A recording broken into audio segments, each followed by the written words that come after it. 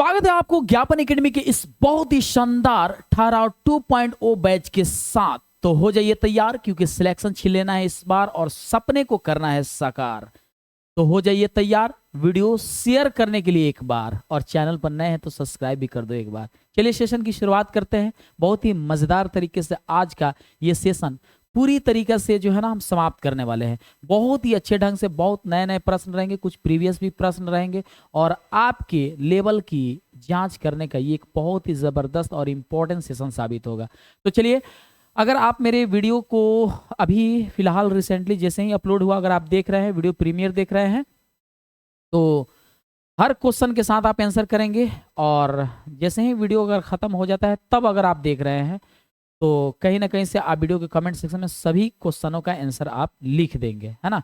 और तो और वीडियो अगर अच्छा लगे, काफ़ी यूजफुल और इंपॉर्टेंट लगे, तो वीडियो के कमेंट सेक्शन में अपनी प्यार मोहब्बत इश्क का पैगाम जरूर भेजिएगा।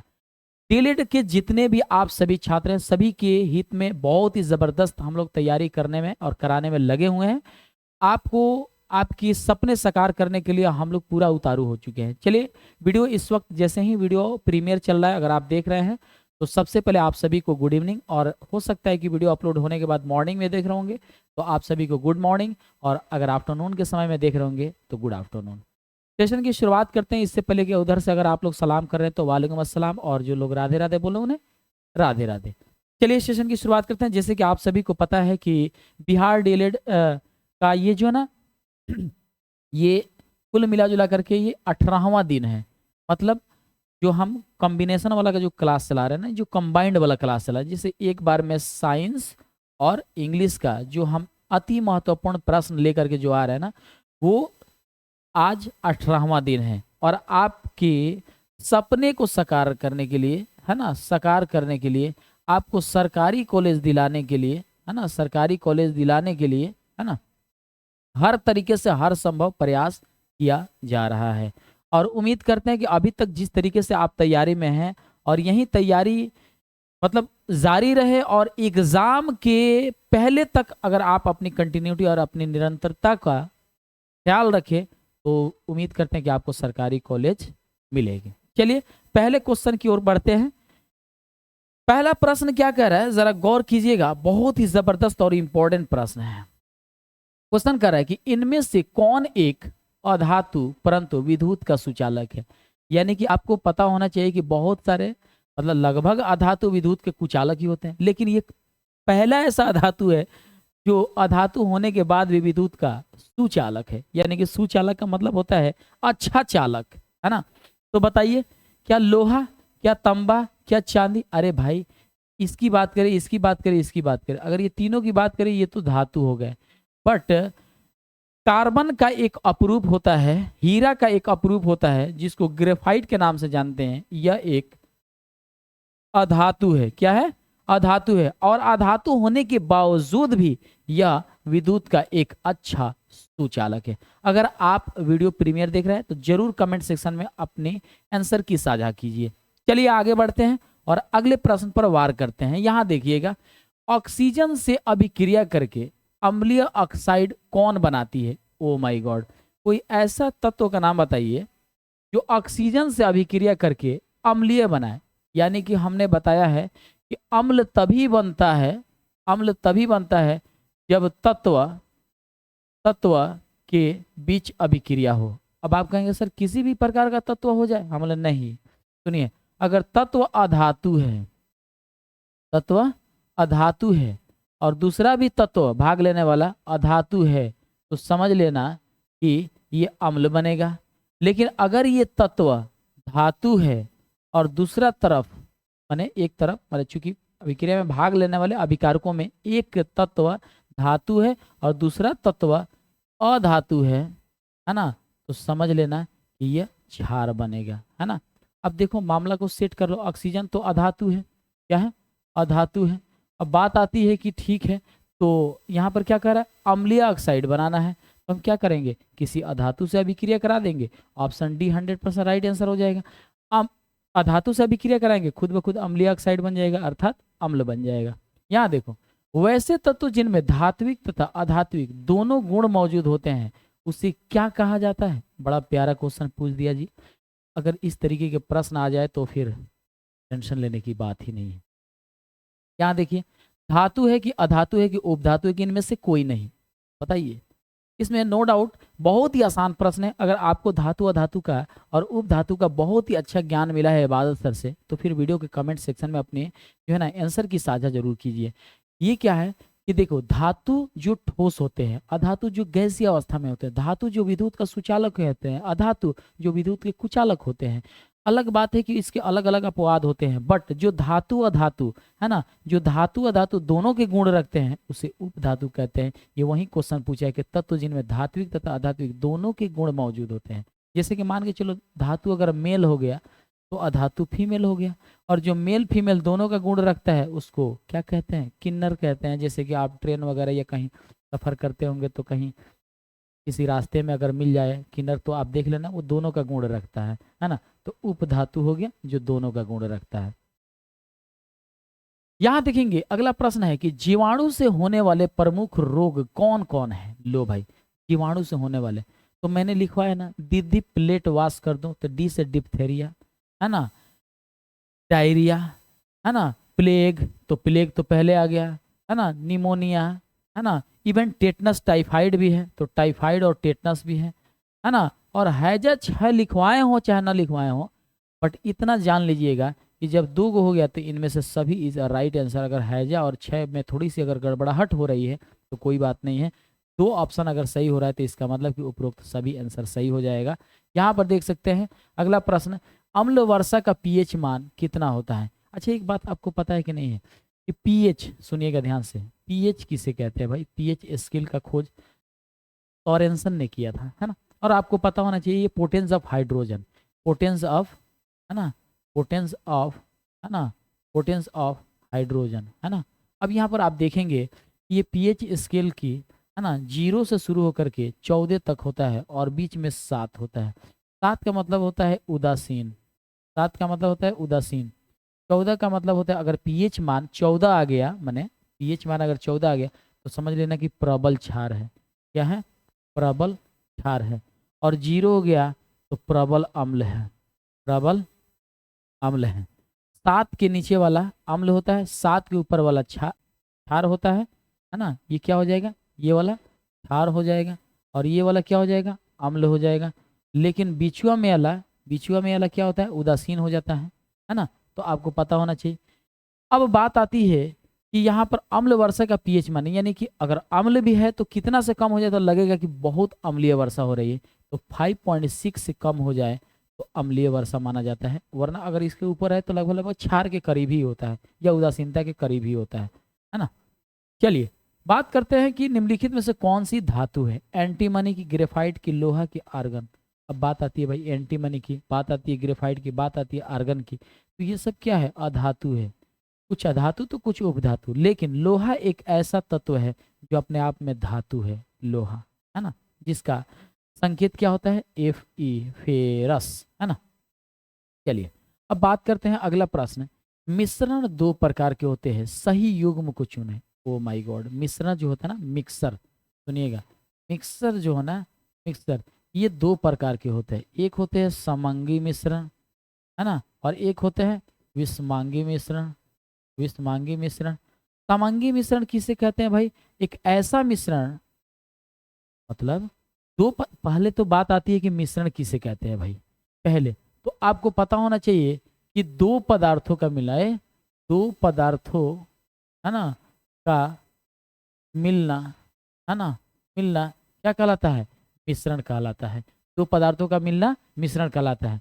बात आती है कि मिश्रण जो है ना 2 पदार्थ से बनते हैं, 2 पदार्थ मिल करके बनाते हैं मिश्रण।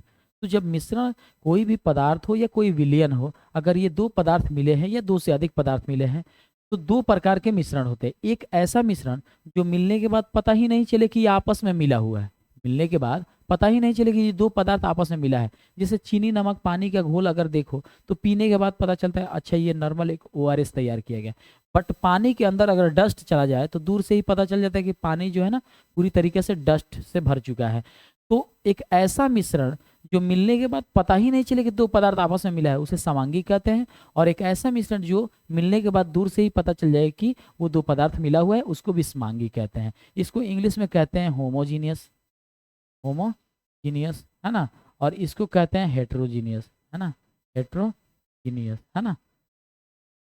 तो यहाँ पूछ रहा है कि मिश्रण कितने प्रकार के होते हैं, दो प्रकार के, तो इसका सही युग्म चुनना है, समांग और असमांग, सरल जटिल, ठोस द्रव, और इनमें से कोई नहीं। तो भाई हम तो ऑप्शन ए के साथ ही जाएंगे और ऑप्शन ए 100% राइट आंसर। आगे बढ़ जाते हैं और अगले प्रश्न पर विचार करते हैं।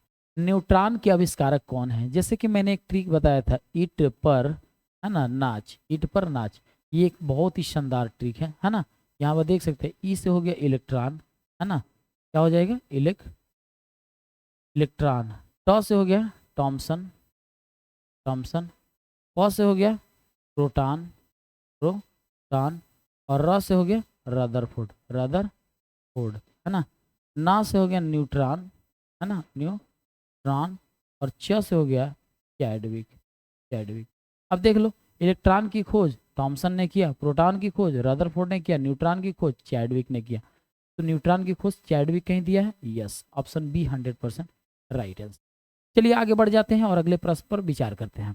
मलेरिया जो रोग है उसका वाहक कौन है, या वो किसके कारण होता है? तो मच्छरों के काटने से होता है, ऑप्शन बी 100% राइट आंसर। वरना तिलचट्टा में इतना तो हिम्मतें नहीं है कि जो आपके अंदर मलेरिया पैदा कर। एलिसा जांच किस रोग की पहचान के लिए की जाती है? ये एलिसा किसी लड़की का नाम नहीं है, ये एक जांच, एक कहीं ना कहीं से एक डायग्नोसिस का नाम है, जो कहीं ना कहीं से आपको जांच किया जाता है। अगर आपको डॉक्टर ये लिख दे कि जाइए आप एलिसा की जांच कराइए, मतलब कि आप ये मत सोचिएगा कि आप बड़ी स्वस्थ हैं, नहीं, कुछ ना कुछ बीमारी का उसको आशंका हुई है डॉक्टर के अंदर। जो एलिसा बोले तो एलिसा के चक्कर में कभी आप पड़े होंगे, है ना, किसी लड़की वड़की के चक्कर में पड़े होंगे, है ना। तो जाहिर सी बात है कि कुछ ना कुछ गड़बड़ी सड़बड़ी हुई होगी, है ना। तो जाहिर सी बात है कि जब गड़बड़ी सड़बड़ी होती है ना, तो डॉक्टर कहता है कि जाइए। अब बहुत ज़्यादा एलिसा मोनालिसा और पता ना कौन लीसा मोसा के चक्कर में, कोई लड़की के चक्कर में अगर आप पड़े हैं, तो कुल मिला जुला करके आप, मेरे को थोड़ा सा डाउट लग रहा है, तो जाइए थोड़ा एलिसा की जांच कराइए। मतलब एलिसा की जांच किस रोग के लिए होता है? तो भाई एड्स के लिए होता है।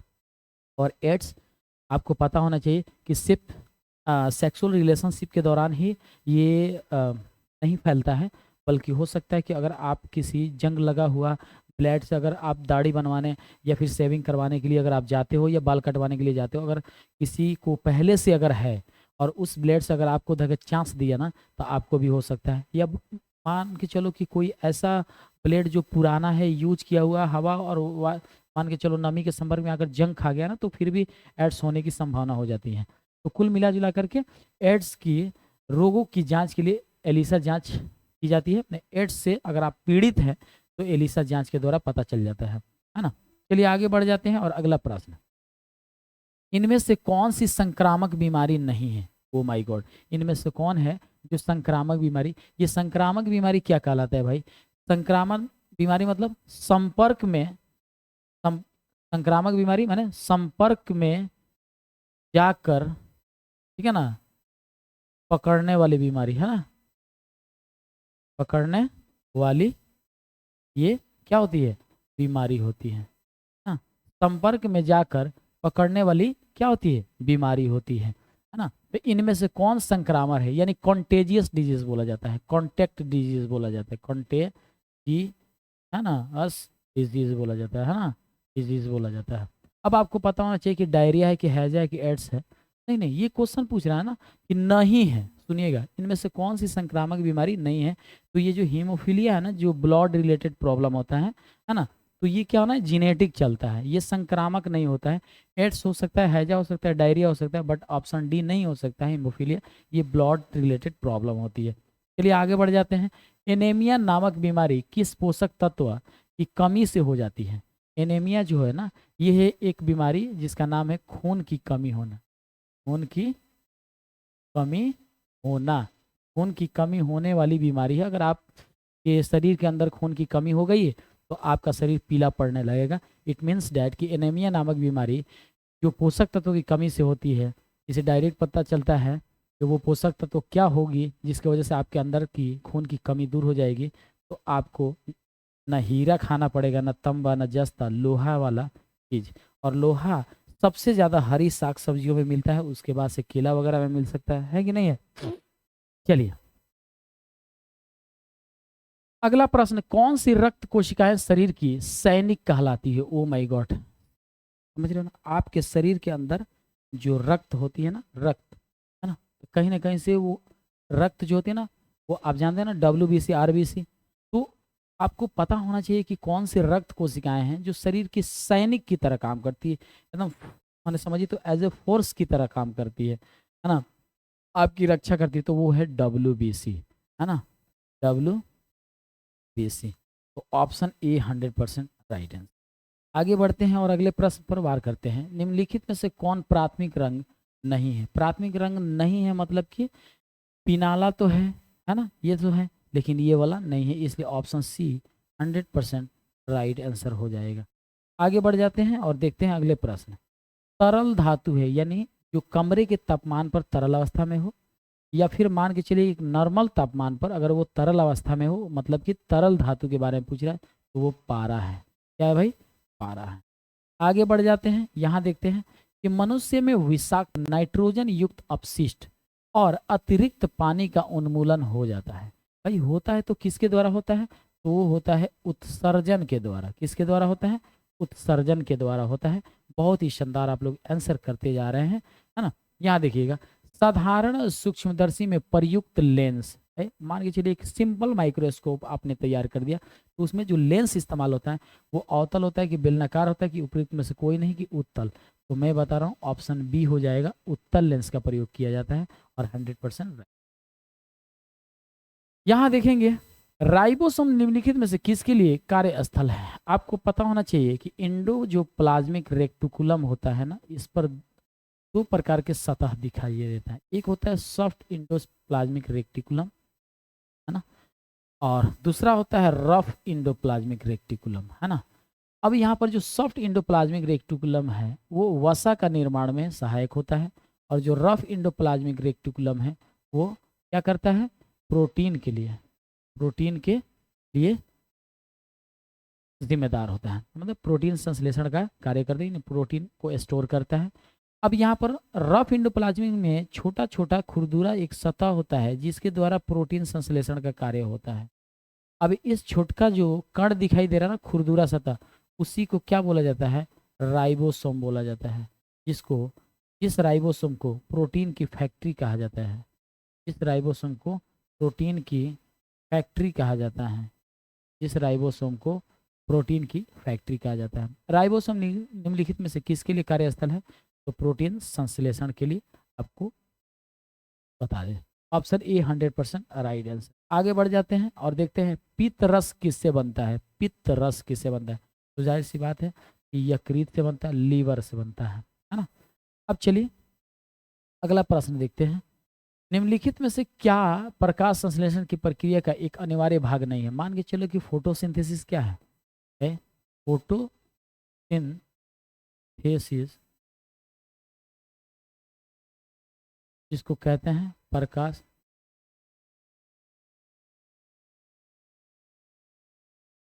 फोटोसिंथेसिस जिसको हम क्या कहते हैं, प्रकाश संश्लेषण कहते हैं। फोटोसिंथेसिस जिसको क्या कहते हैं, प्रकाश संश्लेषण। ये एक प्रोसेस है। क्या है, ये एक प्रक्रिया है।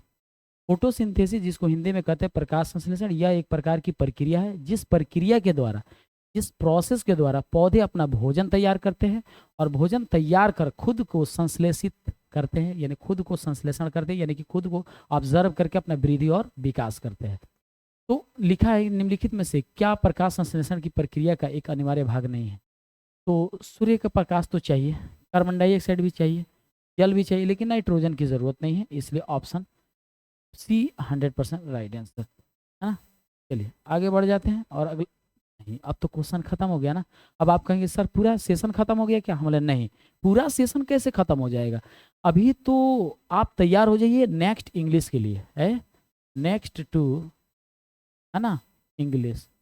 Next to English. तो सबसे पहले आप लोग कमेंट सेक्शन में ये बात लिखिए कि हाँ सर हम लोग इंग्लिश के लिए तैयार है, इंग्लिश का भी क्वेश्चन करा दीजिए, है ना। Are you ready? आप लोग सभी लोग तैयार हैं, एकदम 100% तैयार है कि नहीं है? जरा लिखिए तो एक बार कमेंट सेक्शन में पूरा लिखिए तो कि yes sir yes sir yes sir. सभी लोग एक बार लिखिए यस सर, लिखिए यस सर। सर हम लोग तैयार हैं, है ना। Are you ready? Are you ready? Are you ready? Are you ready? Are you ready? Are you ready? Are you ready? Are you? कितने सारे बताइए, बोलिए are you ready? If yes then लिखिए। चलिए आपने लिख दिया, अब आगे बढ़ते हैं।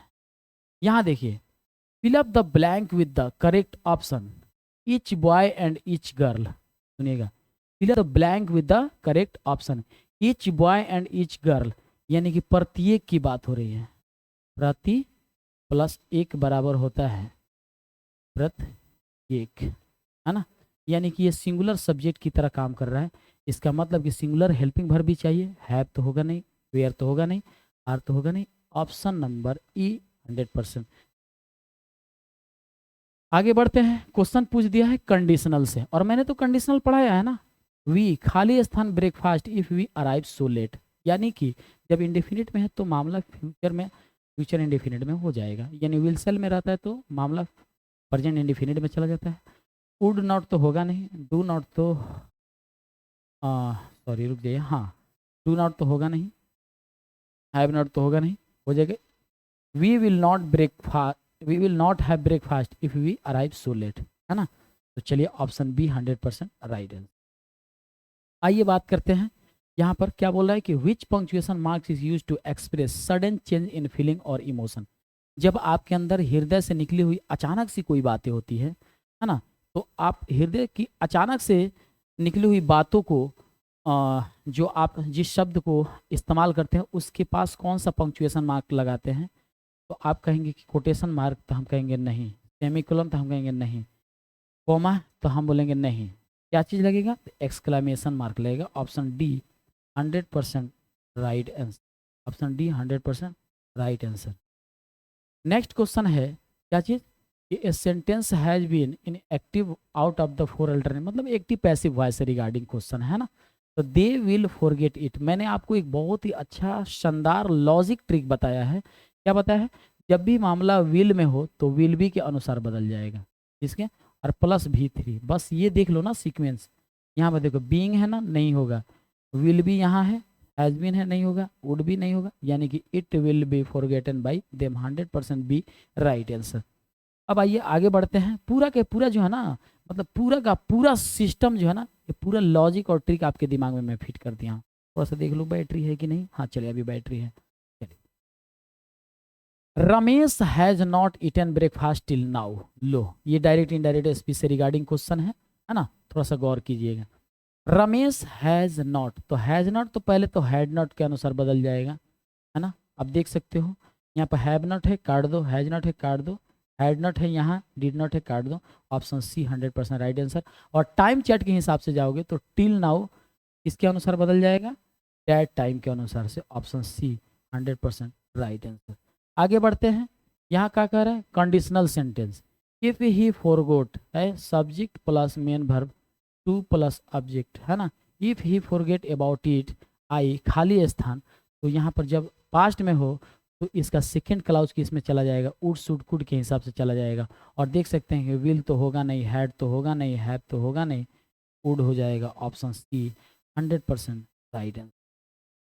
आगे बढ़ते हैं, द खाली मान के चलिए कि ये तो है द, ये आप सिंबल देख रहे हो ना, एक बिंदिया है एक कॉमा है, तो सिंबल ये क्या कहलाएगा? तो ये कहलाएगा सेमी कोलोन ही कहलाएगा। फर्स्ट ऑप्शन में दे दिए कि कोलोन ऐसे होता है, क्वेश्चन मार्क ऐसे होता है, फुल स्टॉप ऐसे होता है, ऑप्शन ए 100% राइट आंसर। यहाँ देखो, which one is the symbol of dash, which one is the symbol of dash, तो यहाँ पर देख सकते हो ये तो होगा नहीं क्योंकि सेमीकोलन है, ये तो होगा नहीं, एक्सक्लेमेशन मार्क है, ये तो फुल स्टॉप है, बाबा रे बाबा क्या होगा? ऑप्शन सी होगा सर, सी 100% राइट आंसर। अब बहुत यहाँ पर देखिएगा, टू एंड फ्रो का मतलब क्या होता है? इडियम एंड फ्रेजेस में बहुत बार जो है ना ये क्वेश्चन रिपीट हुआ है। तो टू एंड फ्रो का मतलब होता है आगे पीछे, मतलब कि back and forth. 100% option C right answer. आगे बढ़ जाते हैं, यहाँ देख सकते हैं, fill up the blank with the correct option. A man can not live, एक आदमी नहीं जिंदा रह सकता है विदाउट ए वुमेन, बट हम सभी औरतों और स्त्रियों और नारियों से कहना चाहता हूँ कि अगर मेरी वीडियो आप लोग देख रहे हैं तो इस भ्रम में मत रहिए कि एक मर्द औरत के बिना नहीं रह सकता है, ऐसा बात नहीं है ना। तो ए man can not live without women, ये तो एक सेंटेंस बनाने के तौर पर है। हो सकता है कि आयु कहीं अब बदल ना दे, है ना। अब लिखेगा कि ए वो, है ना, क्या लिखेगा ए एन ओमैन, ओमैन ऐसे ना लिखा जाता है ना, तो एन ओमैन लिखेगा, एन ओमैन, है ना। An woman can not live without a man, है ना। तो सॉरी, ए होता है ना, ए हो जाएगा, क्योंकि वो मैन ऐसे लिखा जाता है ना। गलती से हो गया, मैंने आर्टिकल लगाने में थोड़ी सी मिसमैच हो गई। अब ये जो क्वेश्चन है ना, तो नहीं उल्टा कर देगा, मैंने पलट देगा योग, कहेगा कि ए ओ मैन, यहाँ से लिखेगा ए ओ मैन, है ना, a woman can not live without a man, इसी तरीके से लिखेगा, मैंने अब जो नेक्स्ट पूछेगा, है ना। तो ऑप्शन बी 100% राइट आंसर। अब बात करते हैं कि pick out the non finite verb. Non finite verb तो ये बात सर ने सिखाया है, वर्ब 4 वाला हो जाएगा, प्लस मान लेते हैं कि और क्या है, नहीं है, बस हो गया, ऑप्शन सी 100% राइट। आगे बढ़ जाते हैं, अगला प्रश्न है इडियम एंड फ्रेजेस से रिगार्डिंग, मुहावरे से है। स्नेक इन द ग्रास मतलब कि हो गया कि a hidden enemy, option A 100% right answer. अगला प्रश्न देखेंगे, we are going to reach the destination as schedule. We are going, कुल मिला जुला करके सब्जेक्ट प्लस हेल्पिंग वर्ब, माने हेल्पिंग वर्ब में एम इज आर है, एम इज आर है। अगर भी फोर है तो समझ जाइए कि ये क्या है, प्रेजेंट कंटिन्यूअस है। प्रेजेंट परफेक्ट तो होगा नहीं, फ्यूचर परफेक्ट तो होगा नहीं, फ्यूचर कंटिन्यूअस तो होगा नहीं, प्रेजेंट कंटिन्यूअस हो जाएगा, इसलिए ऑप्शन डी 100% राइट आंसर। आगे बढ़ते हैं और यहाँ देखेंगे क्या करें, डायरेक्ट इनडायरेक्ट स्पीच से, कृष्णा सेड आई में, तो आई कृष्णा के अकॉर्डिंग जाएगा तो ही हो जाएगा, तो ही तो पहले आएगा, मे माइट के अनुसार बदल जाएगा, प्लस टुमारो का द नेक्स्ट डे के हिसाब से चला जाएगा, इसलिए ऑप्शन डी 100% राइट आंसर। आगे देखते हैं क्या कह रहा है कि pick out the non finite verb, pick out the non finite verb. The frightened boy jumped over the wall, the frightened boy non finite, मैंने V3 को भी बोला है ना, तो V3 और V2 तो होगा नहीं, है ना, तो यहाँ पर फ्राइटेंड क्या हो जाएगा, option non finite, option D 100%। आगे बढ़ जाते हैं और क्वेश्चन क्या कर रहा है, डायरेक्ट इनडायरेक्ट स्पीच से रिगार्डिंग है। I need help in the garden work this week, this week का डैट वीक में बदल दो, यहाँ पर दिस वीक नहीं होगा, लास्ट वीक नहीं होगा, फ्लोइंग वीक नहीं होगा, डैट वीक हो जाएगा, प्लस नीड को नीडेड में बदल दो, है ना, नीडेड में है ना, एमिजार को वाज वेयर में बदला जाता है, नीड को नीडेड में बदला जाता है, विल को वुड में बदला जाता है, स्टाइल को शुड में बदला जाता है, तो ही नीडेड हो जाएगा और ऑप्शन डी 100% राइट आंसर। आगे बढ़ते हैं, देखते हैं, pick out the non finite verb. Oh my god, they like seeing our playing, तो सीइंग है, प्लेइंग है टुगेदर, तो सीइंग और प्लेइंग क्या हो जाएगा, नॉन फाइनाइट हो जाएगा, ऑप्शन ए 100% राइट आंसर। अब आगे बढ़ते हैं और देखते हैं अगला प्रश्न क्या कह रहा है कि identify the tense use in the sentence when shall our application be approved. बात आती है यहाँ पर विल सेल की ना, तो विल सेल की जब बात है तो ये तो अलग बात है कि इंटरोगेटिव में है, बट इंटरोगेटिव वाला तो कोई मैटर ही नहीं दे रहा है। पास्ट परफेक्ट का है कि प्रेजेंट इंडिफिनिट का, तो पास्ट परफेक्ट का रहता तो हैड प्लस V3 दिखाई देता, तो ये तो होगा नहीं। प्रेजेंट इंडिफिनिट में होता तो subject plus main verb 1 plus object दिखाई देता, तो यहाँ पर तो विल सेल है। फ्यूचर इंडिफिनिट और फ्यूचर परफेक्ट, फ्यूचर परफेक्ट होता तो विल या शैल हैव के बाद, विल या शैल हैव के बाद V3 रहता है, तो विल या शैल हैव के बाद V3 है नहीं, विल खाली शैल के इस्तेमाल हो, तो मेरे हिसाब से फ्यूचर इंडिफिनिट 100% राइट आंसर। बहुत फास्ट आंसर आप लोग भी कर रहे हैं, ज़रा कीजिए और, है ना। Choose the correct phrase from the given option and make conditional sentence, conditional sentence बनाना है। He will come to your party if you, जब विल सेल फर्स्ट क्लाउज में आ जाएगा तो सेकंड क्लाउज में इंडिफिनिट हो जाएगा, विल इनवाइट तो होगा नहीं, इनवाइटेड तो होगा नहीं, वुड इनवाइट तो होगा नहीं, इनवाइट हो जाएगा, ऑप्शन सी 100% राइट आंसर। क्या बातें आपको समझ में आ गई है क्या, बढ़िया से समझ में आ रहा है ना। मैं उस वक्त से लगातार पढ़ा रहा हूँ, थोड़ा सा आप लोग अपना जो है ना अपने गुरुजी के लिए एक बार वीडियो को लाइक कर दीजिए, अगर लाइक नहीं किए होंगे तो। चैनल पर नए हैं तो सब्सक्राइब भी कर दीजिए प्लीज़। आप लोगों से दिल से रिक्वेस्ट है बाबू, दिल से, है ना, heartly request. Pick out the non finite verb in the given sentence. He is good at teaching, मतलब कि जो टीच, गुड तो होगा नहीं यार, ये वर्ब थोड़ी है, यहाँ हो जाएगा ऑप्शन बी 100% राइट आंसर। चलिए आगे बढ़ जाते हैं और अगले प्रश्न पर विचार करते हैं। Pick out the finite verb in the given sentence. He we saw a clown, standing हो जाएगा। ओ माय गॉड, स्टैंडिंग कैसे हो जाएगा, फाइनाइट वर्ब पूछ रहा है। बार बार जो है आदत पड़ गया है ना नॉन फाइनाइट लगाने का, फाइनाइट पूछता है। तो पहले तो ये बदल जाएगा, है ना, उसके बाद से ही, है ना, टू डू तो होगा नहीं, है ना, डायरिंग तो होगा नहीं, तो छोड़ो यार, क्या हो जाएगा, साव हो जाएगा। तो ऑप्शन ए 100% राइट आंसर। अब यहाँ पर देख सकते हो अगला प्रश्न, फाइनाइटे वर्ब चुनना है। The trumpet sounded and, finite verb चुनना है ना, तो कुल मिला जुला करके साउंडेड और साउंडेड हो जाएगा, और जस्ट गैब, गैब भी हो जाएगा, बाकी और कुछ नहीं होगा।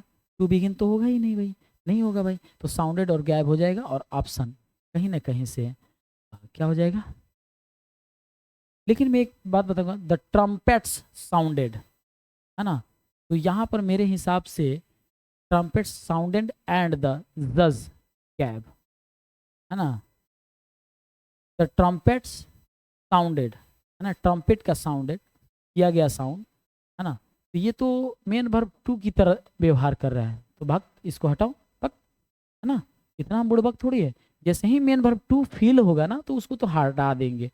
गैब जो है ना, गैब, है ना, लेकिन नहीं, ये फाइनाइट नहीं, sorry sorry sorry sorry sorry sorry बाबू, सॉरी सॉरी, थोड़ा सा ना बहुत मिला करके, जैसे मैं अभी मेहनत करके आंसर, सही आंसर लगाने की चक्कर में जो है ना, मैं थोड़ा सा बीच में मैंने क्या किया, मिस्टेक कर दिया, तो हो सकता है कि आपके साथ भी ऐसी होगी, बट इसके लिए सॉरी सबसे पहले कि मैंने हबड़ दबड़ में आंसर चुन लिया। सुनिए, द ट्रम्पेट्स साउंडेड, मान के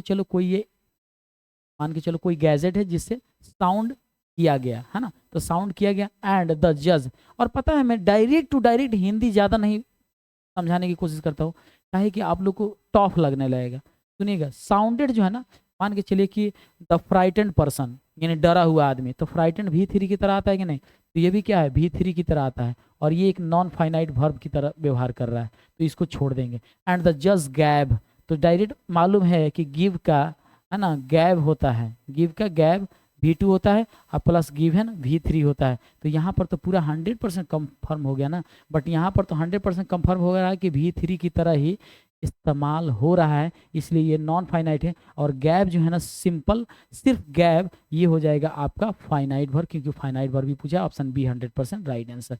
अब आइए आगे बढ़ते हैं और अगले प्रश्न पर विचार करते हैं। ये जो सिंबलवा देख रहे हो ना, बताओ तो ये सिंबलवा क्या है, तो इसको कहते हैं एक्सक्लामेशन मार्क। ऑप्शन ए, ये कहाँ इस्तेमाल होता है, जैसे कि अगर आप हुर्रा बोल रहे हैं खुशी के मौके पर, किसी बात को कह रहे, यस बोलिए क्या कह रहे हैं, है ना, ओह, माने मान के चलिए किसी के कुछ हो गया तो ओह बोल रहे हैं, अपनी गर्लफ्रेंड के प्रति अगर दया दिखा रहे, ओह मेरी गर्लफ्रेंड को चोट नहीं लगना चाहिए था, तो यहाँ पर भी आप क्या करते हैं, कहीं ना कहीं से आप ओह बोलते हैं, है ना, आह बोलते हैं, जो भी है, उफ बोलते हैं, उफ, है ना, उफ बोलते हैं, जो भी है, मतलब हृदय से निकली हुई अचानक सी जो बातें होती है ना, वहाँ पर एक्सक्लामेशन मार्क का ही प्रयोग किया जाता है। अब यहाँ पर देख लीजिए कि क्या आपको ये सेशन बहुत ही शानदार और बेहतरीन लगा कि नहीं, क्या ये आपको सेशन बहुत ही शानदार और बेहतरीन लगा कि नहीं। रियली में अगर ये एपिसोड, है ना, ये एपिसोड आपको बहुत ही बेहतरीन लगा होगा, है ना, बहुत ही बेहतरीन लगा होगा, रियली में आपको लगा होगा बहुत ही बेहतरीन, तो आप हैशटैग इबादत सर, है ना, हैशटैग इबादत सर जरूर लिखिएगा, है ना, हैशटैग मज़ा जरूर लिखिएगा, मज्जा, है ना, और नहीं तो क्या, hashtag hashtag nice session, nice session, है ना, यहाँ पर मैं लिख दे रहा हूँ, हैशटैग, है ना, नाइस सेशन, है ना, सेशन बाई, है ना, इबादत सर, इबादत सर जरूर लिखिएगा, इबादत सर जरूर लिखिएगा। उम्मीद करते हैं कि ये बहुत ही ज़बरदस्त और इम्पोर्टेंट साबित हुआ होगा, उम्मीद पूरा हम करते हैं, 100% उम्मीद करते हैं। चलिए अब बात करते हैं कि अगर मान के चलिए कि वीडियो अगर आपको अच्छा लगा होगा तो क्या क्या करना होगा आपको। वीडियो अगर काफ़ी इंफॉर्मेटिव, यूज़फुल और पावरफुल लगा होगा तो आपको क्या करना होगा, सबसे पहले वीडियो को तो लाइक कर देना होगा, ये तो अपना ईमानदारी दिखाना है, आपसे कोई पैसे नहीं लिए जा रहे, बस आपकी थोड़ी सी एक छोटी सी सहयोग हम लोग को मोटिवेट करती है अगले दिन खड़ा करती है आपके बीच आने के लिए। तो लाइक कर दीजिएगा, दोस्तों में जरूर शेयर कीजिएगा, है ना, कोई जलनशीलता नहीं, निस्वार्थ भावना से आप शेयर कीजिएगा। चैनल पर नए होंगे तो सब्सक्राइब भी कीजिएगा। और चौथा काम है कि अगर ये वीडियो काफ़ी इंफॉर्मेटिव, यूजफुल और पावरफुल लगा होगा सरकारी कॉलेज लेने के वास्ते, है ना, आप वीडियो के कमेंट सेक्शन में अपनी प्यार मोहब्बत का पैगाम जरूर एबाज सर के लिए भेजिएगा। Join Telegram to get free PDF Gyapan academy official है। और इंस्टाग्राम, जो मान के चले कि इंजॉयमेंट वीडियो अगर आप देखना चाहते हैं तो इंस्टाग्राम भी आप इंस्टाग्राम से भी जुड़ सकते हैं, ज्ञापन.academy। मतलब कि कुल मिलाजुला करके बिहार डीएलएड चाहे हिंदी हो या इंग्लिश मीडियम के विद्यार्थी, उन सभी विद्यार्थियों को समझ में आएगा। रियली बहुत ही अच्छे तरीके से हम लोग मेहनत कर रहे हैं, हर दिन हर रात सिर्फ और सिर्फ आप ही लोगों को सरकारी कॉलेज दिलाने के लिए हम और हमारी पूरी टीम जो है ना मेहनत में लगी रह रही है। मैं चाहता हूँ कि आप लोग भी हम लोग को सपोर्ट कीजिए, आगे बढ़ाइए, है ना। आप ही लोग हम लोग के बहुत ही अच्छे सपोर्टर हैं। तो मैं चाहता हूं कि आप लोग एक बार वीडियो को जरूर शेयर कीजिए, है ना। व्हाट्सएप वगैरह चलाते होंगे या किसी व्हाट्सएप ग्रुप में आप रहते होंगे तो उसमें वीडियो को शेयर कर दीजिए। चलिए मिलते हैं नेक्स्ट वीडियो में कुछ इसी तरह के इंपॉर्टेंट वीडियो के साथ नेक्स्ट में, है ना, नेक्स्ट अगले दिन, है ना। तब तक के लिए जय हिंद और खुदा हाफिज, बाय बाय।